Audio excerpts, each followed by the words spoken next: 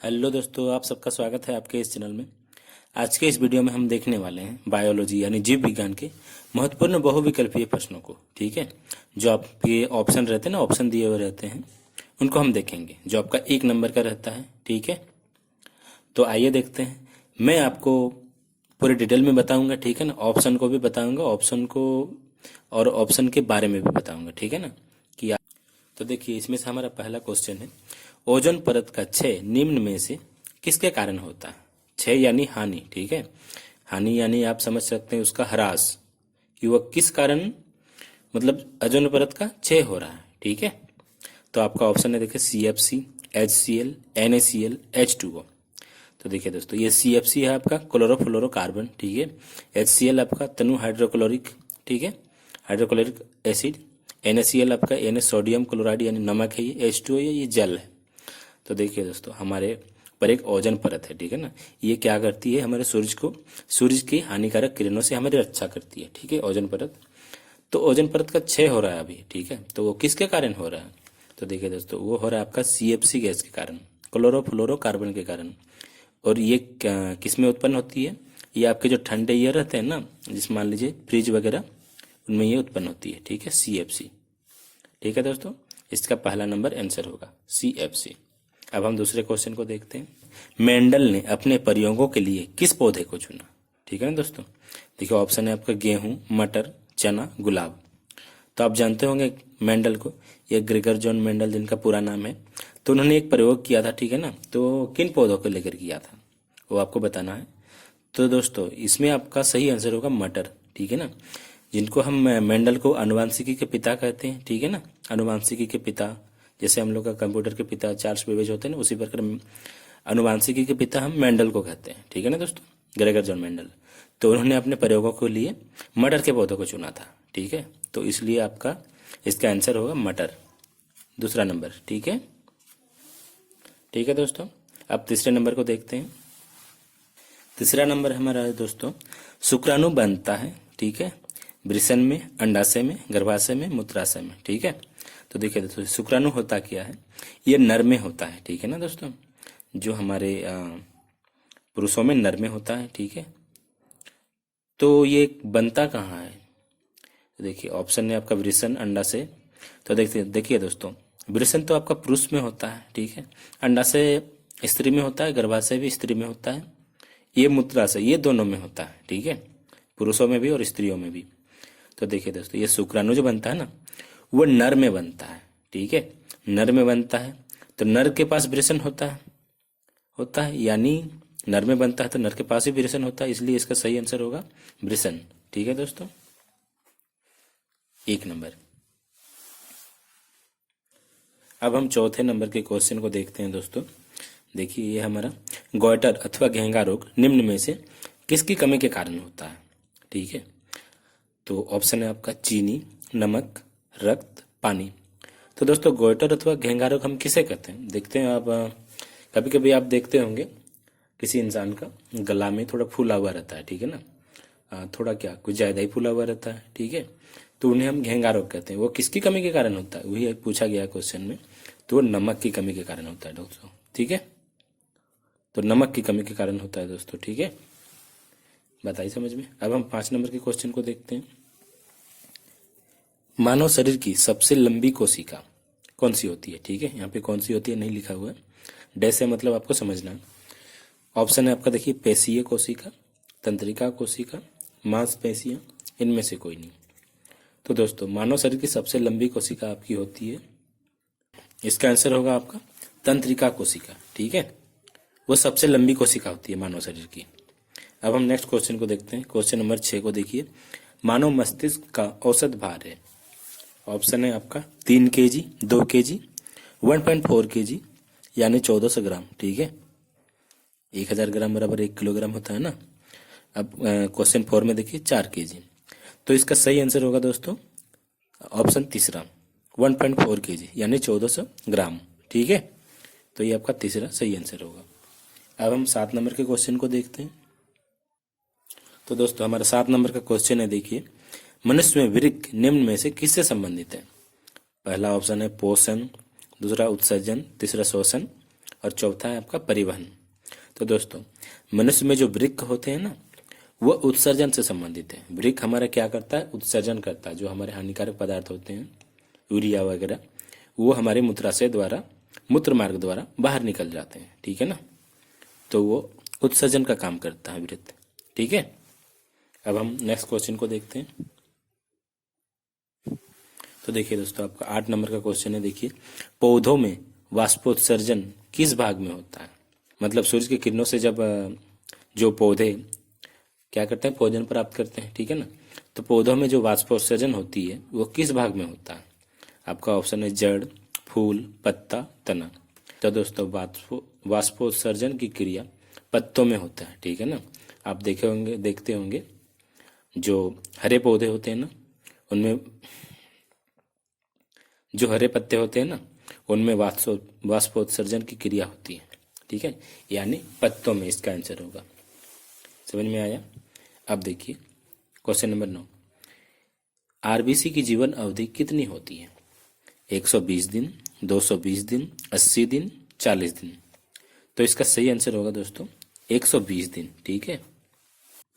अब हमारा next question है दोस्तों, निम्नलिखित में किसे कोशिका का ऊर्जा मुद्रा के रूप में जाना जाता है, ठीक है। ऑप्शन है आपका डीडीटी, एटीपी, एडीपी, टीटीटी। तो इसका सही आंसर होगा दोस्तों एटीपी, ठीक है, जिसे हम कोशिका का ऊर्जा मुद्रा कहते हैं, ठीक है। तो इसका सही आंसर ऑप्शन 2। अब देखिए 11 नंबर के क्वेश्चन को, निम्न में से स्वपोषी कौन है। मछली, अमीबा, कीट, हरे पौधे। स्वपोषी यानी मतलब वो अपना भोजन जो स्वयं बनाते हैं उसे हम लोग स्वपोषी कहते हैं। स्व मतलब खुद से, पोषी पोषण करना, खुद से पोषण करना, ठीक है। तो इसका सही आंसर होगा दोस्तों हरे पौधे, ठीक है। तो देखिए, और ये जो मछली होती है ये दूसरे पर निर्भर रहती है, ठीक है। अमीबा भी दूसरे पर निर्भर रहते हैं और कीट भी दूसरे पर निर्भर रहते हैं, ठीक है। अब हम क्वेश्चन नंबर 12 को देखते हैं। मनुष्य के शरीर की सबसे बड़ी ग्रंथि कौन सी है। अग्नाशय, मूत्राशय, यकृत, अंडाशय। तो दोस्तों इसका सही आंसर होगा यकृत यानी लीवर। मनुष्य की शरीर की सबसे बड़ी ग्रंथि होती है, ठीक है। 13 को देखिए दोस्तों, निम्न में से मुकुलन किस में होती है। ऑप्शन है आपका हाइड्रा, प्लेनेरिया, अमीबा, कवक। तो दोस्तों आपने एक लाइन कभी देखा होगा, बायोलॉजी अगर पढ़े हैं तो अवश्य पढ़े ही होंगे, ठीक है। तो क्या होता है, हाइड्रा में मुकुलन होता है। देखिएगा फिगर में दिया हुआ है आपका क्लास 10 के बायोलॉजी के चैप्टर में, ठीक है। तो इसका सही आंसर होगा हाइड्रा, ठीक है। अब देखिए क्वेश्चन नंबर 14 को देखिए, सभी जीव जंतुओं के लिए ऊर्जा का अंतिम स्रोत है चंद्रमा, बिजली, सूर्य, ग्रह। तो दोस्तों सभी जीव जंतुओं के लिए क्या है ऊर्जा का अंतिम स्रोत, सूर्य होगा, ठीक है। कैसे होगा सूर्य। तो देखिए दोस्तों, हम किस पर निर्भर रहते हैं, हम जीने के लिए किसी दूसरे पर निर्भर रहते हैं। सजीव किसी दूसरे पर निर्भर ही रहते हैं, ठीक है ना।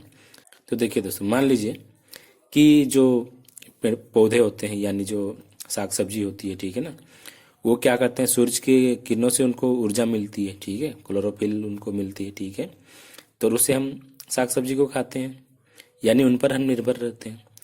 तो यहाँ कहने का मतलब यही है, ऊर्जा के लिए अंतिम स्रोत आपका क्या है, सूर्य ही है, ठीक है ना। उसके द्वारा ही सबको मतलब ऊर्जा मिलती है, ठीक है। अब क्वेश्चन नंबर 15 को देखिए। देखिए दोस्तों, क्वेश्चन नंबर 15 है आपका, अम्ल का पीएच मान कितना होता है। 8, 7 से कम, 7 से अधिक, 14। तो दोस्तों अम्ल का पीएच मान आपका 7 से कम होता है, ठीक है, बताइए समझ में। और वही अगर 7 से ज्यादा होगा तो वह क्षार होगा, ठीक है। इस चीज का ध्यान रखिएगा, यहाँ से 7 से अधिक आपका क्षार का होता है, ठीक है। अब देखिए क्वेश्चन नंबर 16, देखिए कवक में पोषण की कौन सी विधि होती है। स्वपोषी, समजीवी, मृतजीवी, इनमें से कोई नहीं। तो दोस्तों जो कवक होते हैं ना, वो क्या करते हैं, मृतजीवी से अपना पोषण प्राप्त करते हैं।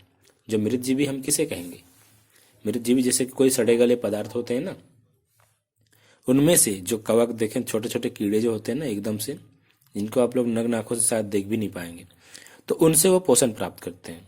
यानी हम कह सकते हैं वे मृतजीवी पोषण, ठीक है, उनमें मृतजीवी पोषण होती है, ठीक है। अब क्वेश्चन नंबर 17 को देखते हैं। तो क्वेश्चन नंबर 17 है आपका, ग्लूकोज का रासायनिक सूत्र निम्नलिखित में से कौन सा है? ऑप्शन आपका C6H10O5, C6H12O6, C2H3O2, C5H5O6।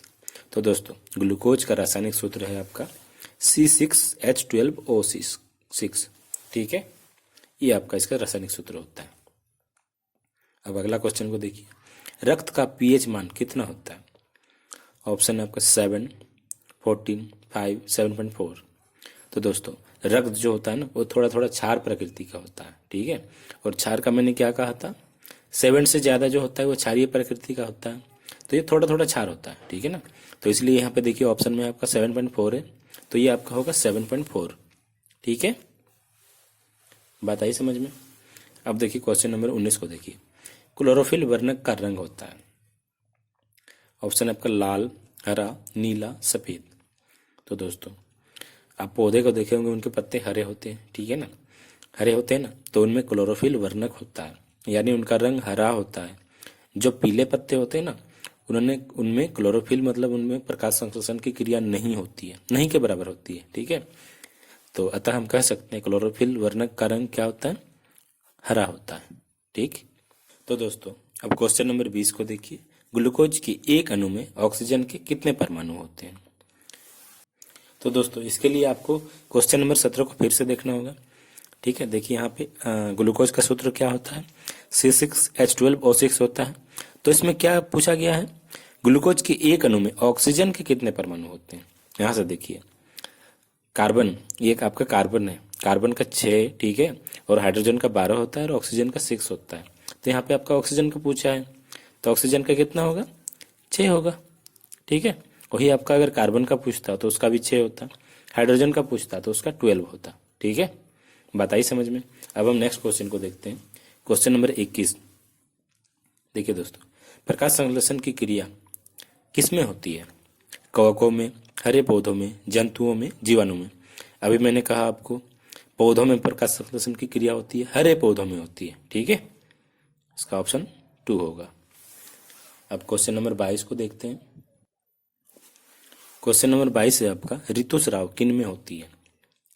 Option आपका लड़कों में, लड़कियों में, पुरुषों में, इनमें से कोई नहीं। तो दोस्तों ऋतुस्राव यानी मासिक धर्म जिसे हम कहते हैं, वो लड़कियों में होती है, ठीक है, और उनका शुरुआती दौर कब होता है, जब वे 10 से 12 साल के होते हैं, तब उनको क्या होता है, हमारे शरीर में शारीरिक परिवर्तन जब आने लगता है ना दोस्तों, जब आप 10 से 12 साल के होते हैं तब आपके थोड़े थोड़े मूछें भी लड़कों का मूछें निकलने लगती हैं, ठीक है, और लड़कियों में भी परिवर्तन होता है, उनकी ऋतुस्राव होने लगते हैं, ठीक है, 10 से 12 साल की उम्र में। किसी किसी का थोड़ा सा आगे पीछे हो जाता है, लेकिन इतना ही होता है, ठीक है। और ये आपका कितना दिन रहता है, 3 से लेकर 8 दिन तक रहता है, आपने कभी सुना होगा, ठीक है। तो इसका सही आंसर क्या होगा, लड़कियों में, ठीक है। अब देखिए, स्त्रियों में कौन से गुणसूत्र होते हैं? XY, XX, YY, YZ। तो इसका सही आंसर होगा दोस्तों XX, ठीक है। अब देखिए क्वेश्चन नंबर 24 को, प्रकृति में ऑक्सीजन का संतुलन कैसे बना रहता है? ऑप्शन है आपका अपघटन, अपवहन, प्रकाश संश्लेषण, मुकुलन। तो दोस्तों प्रकृति में ऑक्सीजन का संतुलन प्रकाश संश्लेषण के द्वारा बना रहता है, ठीक है। तो इसका सही आंसर क्या होगा, प्रकाश संश्लेषण, ठीक है। अब देखिए दोस्तों क्वेश्चन नंबर 25 को, क्वेश्चन नंबर 25 है आपका, अमरबेल में पोषण की कौन सी विधि होती है? परपोषी, स्वपोषी, मृतजीवी, इनमें से कोई नहीं। तो दोस्तों ये अमरबेल आपका होता क्या है, आपने कभी झाड़ियों में देखे होंगे, जो जैसे झाड़ी वगैरह होते हैं ना, उनमें पीला पीला जो तार तार का जैसा टाइप का नहीं रहता, वो होता है आपका अमरबेल, ठीक है, जो कहीं भी फेंक देने से वो हो जाता है, झाड़ियों में फेंक देने से भी वो हो जाएगा, पेड़ों पर भी रहते हैं, पौधों पर भी रहते हैं, ठीक है। तो आपका अमरबेल होता है, वो अपना पोषण उसी पेड़ से प्राप्त करता है जिस पे वो रहता है, यानी वो कौन सा पोषण हुआ, वह हुआ परपोषी पोषण, ठीक है। मान लीजिए वो आपके किसी अगर मान लीजिए वो नीम के पेड़ पे है, ठीक है, तो वो अपना पोषण, उनको भोजन जो मिलेगा वो नीम के पेड़ के द्वारा मिलेगा, ठीक है, यानी वो परपोषी है, उस पे वो क्या है, निर्भर है। तो इसका सही आंसर होगा परपोषी। यहाँ देखिए स्वपोषी ऑप्शन में है, तो स्वपोषी वो भोजन तो खुद नहीं बनाता, वो उस पर निर्भर रहता है। ठीक है, तो आज के इस वीडियो में हमने 25 क्वेश्चन को देखे। ये सारे क्वेश्चन आपके महत्वपूर्ण क्वेश्चन हैं दोस्तों। ठीक है, ये आपके आए हुए क्वेश्चन हैं, एग्जाम में आए हुए क्वेश्चन हैं। ठीक है, तथा आने की पूरी संभावना है इस साल। तो वीडियो कैसी लगी आपको कमेंट करके ज़रूर बताएं। अगर आप इस चैनल पर नए हैं तो कृपया चैनल को सब्सक्राइब करें, ताकि मैं जब भी कोई वीडियो अपलोड करूं आपको तुरंत नोटिफिकेशन मिल सके। थैंक यू दोस्तों, मिलते हैं नेक्स्ट वीडियो में।